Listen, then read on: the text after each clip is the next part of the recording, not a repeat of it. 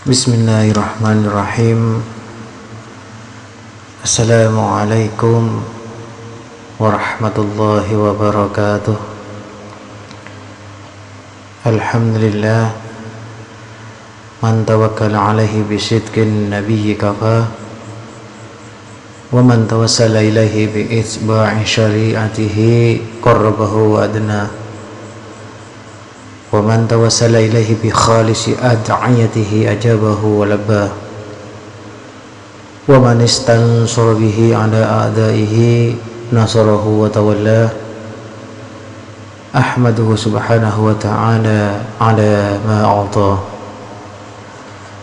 wa ashhadu an la ilaha illallah wahdahu la syarika lah, wa la ma'buda bihaqqi siwa,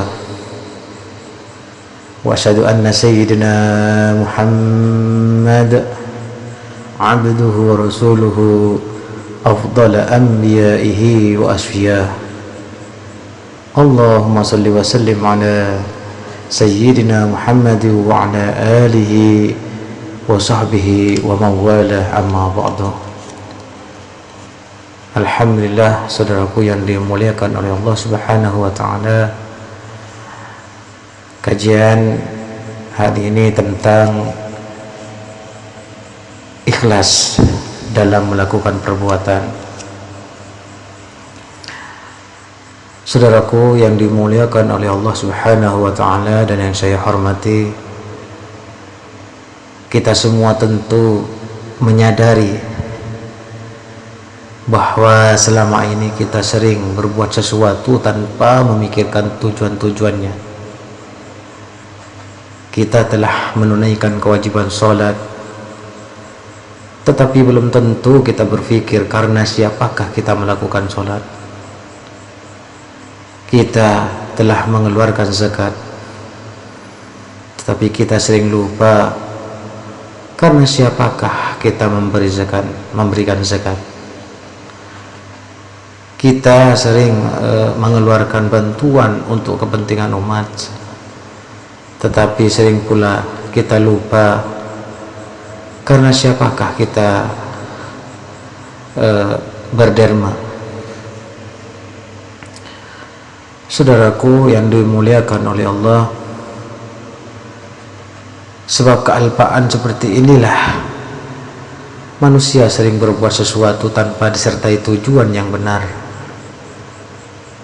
Kelihatannya tekun melakukan sholat, tetapi maksudnya ingin dipuji agar disebut sebagai orang yang khusyuk. Melihat lahirnya sukaderma, tetapi batinnya bermaksud dia atau pamer, atau bahkan bertujuan untuk mencari keuntungan duniawi saja.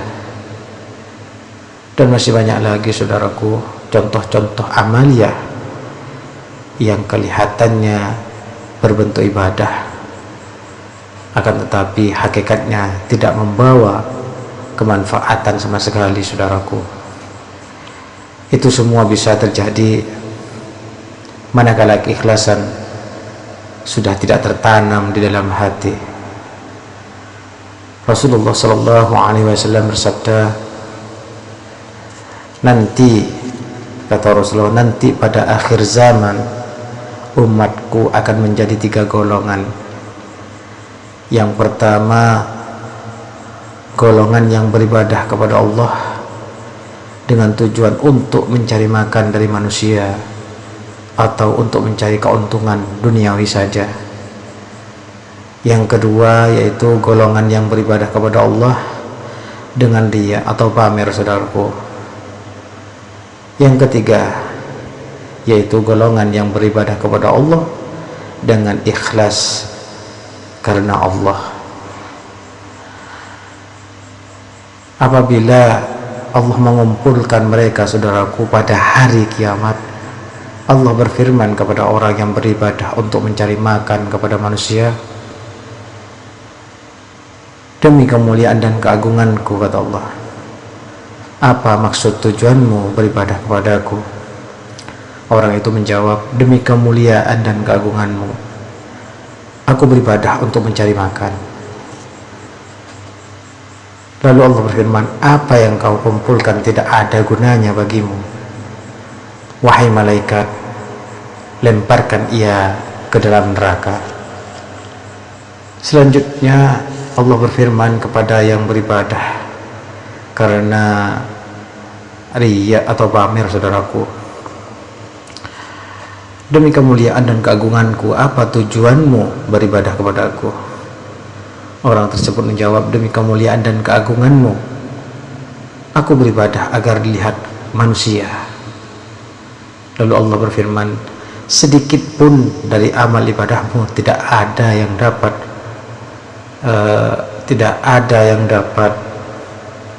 naik kepada aku. Wahai malaikat, lemparkan ia ke dalam neraka. Kemudian Allah berfirman kepada orang yang beribadah dengan ikhlas karena Allah, demi kemuliaan dan keagunganku, kata Allah, apa yang kamu inginkan dengan beribadah kepadaku? Ia menjawab, demi kemuliaan dan keagunganmu, sesungguhnya engkau maha mengetahui tentang apa yang aku inginkan. Aku beribadah kepadamu untuk mengingatmu dan mencari keridhaanmu. Lalu Allah berfirman, benarlah hambaku, wahai malaikat, antarkan ia ke surga. Saudaraku yang dimuliakan oleh Allah Subhanahu wa ta'ala, semoga kita semua terhindar dari niat yang tak terpuji, saudaraku, karena sangat disayangkan bagi mereka yang sudah payah melakukan ibadah, tetapi apa yang diperbuat hanyalah sia-sia belaka, bahkan dapat menyeret mereka ke dalam neraka, saudaraku. Mereka tak ubahnya bagaikan binatang yang hanya bersusah payah di bawah terik matahari hanya untuk mencari makan. Demikian pula celakalah mereka yang beribadah karena pamer. Mereka lupa bahwa pujian dari orang lain tidak ada artinya bila dibandingkan dengan keridhaan Allah Subhanahu wa ta'ala. Saudaraku yang dimuliakan oleh Allah Subhanahu wa ta'ala, unsur mutlak satu-satunya dalam beramal adalah bersih, ikhlas yang semurni-murninya dalam melakukannya, dengan tanpa ada tujuan lain terkecuali semata-mata karena menuntut keridhaan Allah Subhanahu wa ta'ala, demi melakukan pengabdian untuk menghampirkan diri ke hadiratnya. Dalil yang menerangkan ikhlas ini banyak sekali, saudaraku, sampai berpuluh-puluh ayat yang menerangkannya. Ini adalah suatu bukti betapa pentingnya peranan ikhlas dalam beramal ini, saudaraku. Bentuk amal apapun, bentuk perbuatan apapun, dan berada dalam kondisi dan situasi apapun, saudaraku, apabila tidak disertai dengan ikhlas, maka amal tersebut akan sia-sia. Karenanya baik sekali bagi setiap mukmin yang beramal memakai metode pengembala kambing sebagai contoh, saudaraku. Cobalah diamati pengembala kambing, saudaraku, ketika melakukan sholatnya di dekat kambing-kambing gembalanya itu, tentu saja dia tidak akan mengharapkan sesuatu apapun dari kambing-kambing gembalanya itu.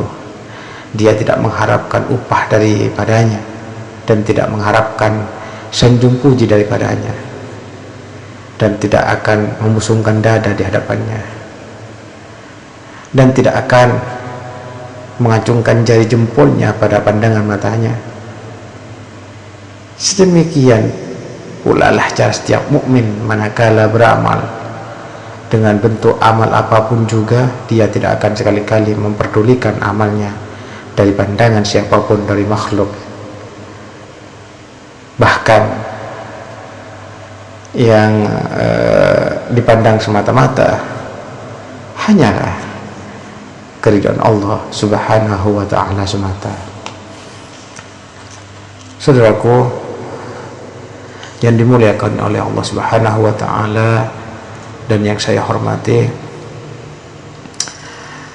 untuk mewujudkan amal soleh sudah barang tentu dibutuhkan adanya ikhlas, sebab segala perbuatan, segala amal, semua perbuatan apapun bentuknya, jika tidak dibarengi dengan niat ikhlas, saudaraku, tentu hasilnya jauh berbeda dengan benar-benar lillahi ta'ala.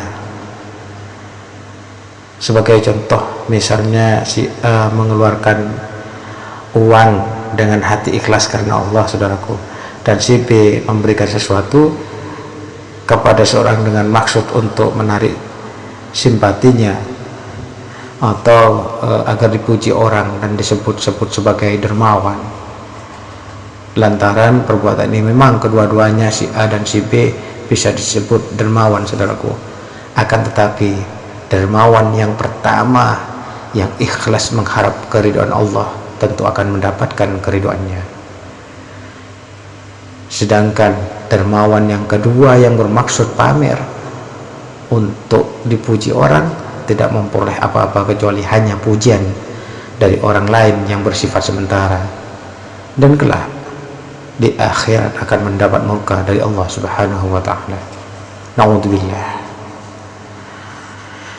Saudaraku, diharapkan dari seluruh para pejuang agar menjadikan perjuangan mereka bersih dari riya, sebab hidup dan mati mereka dikaitkan dengan kewajiban yang suci. Karena itu jabatan, pangkat dan kedudukan serta gaji mereka tidak berarti apa-apa, saudaraku, jika dibandingkan dengan tugas suci mereka yang luhur. Hendaklah mereka memilih pahala Allah, dan cita-cita mereka hendaknya di atas pengorbanan yang mulia. Yang terakhir, saudaraku, ikhlas membuat keadaan selalu segar dalam jiwa, saudaraku. Karena ikhlas menuntut agar manusia mengetahui dan memperhitungkan sesuatu dengan baik di waktu senang dan di waktu susah, sehingga perasaan ikhlasnya menjadi mantap dan berkesinambungan, saudaraku, dalam perjalanannya. Ikhlas tidak layu dalam situasi dan kondisi yang berganti-ganti. Manusia yang dalam jiwanya ikhlas, imannya mantap dan amalnya hanya karena Allah semata, saudaraku, dan tidak karena yang lain. Namun, saudaraku, keikhlasan bisa hilang berangsur-angsur apabila dalam jiwa telah mulai timbul gejala egoisme dan senang kepada sanjungan manusia, senang mengejar-ngejar pangkat dan pengaruh yang luas, senang kepada kebanggaan yang bisa menyeret ke hidupnya. Jadi kepada yang bisa menyeret hidupnya ke jalur yang sesat. Jika keikhlasan dalam jiwa telah dikotori dengan hal-hal yang demikian, saudaraku, maka rusaklah amalnya dan jauhlah dari keridhaan Allah Subhanahu wa ta'ala. Saudaraku, karena Allah senang kepada amal dan perbuatan yang bersih dan bebas dari gangguan-gangguan yang kotor. Inna anzalna ilaikal kitaba bil haqq fa'budillaha mukhlishan lahu-d-din. Sesungguhnya, kata Allah, sesungguhnya kami menurunkan kepadamu kitab Al-Quran dengan membawa kebenaran, maka sembahlah Allah dengan memurnikan ketaatan kepadanya. Az-Zumar ayat 2.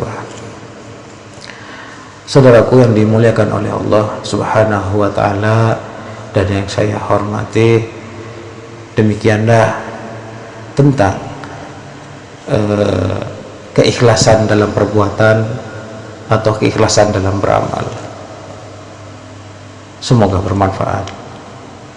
Assalamualaikum warahmatullahi wabarakatuh.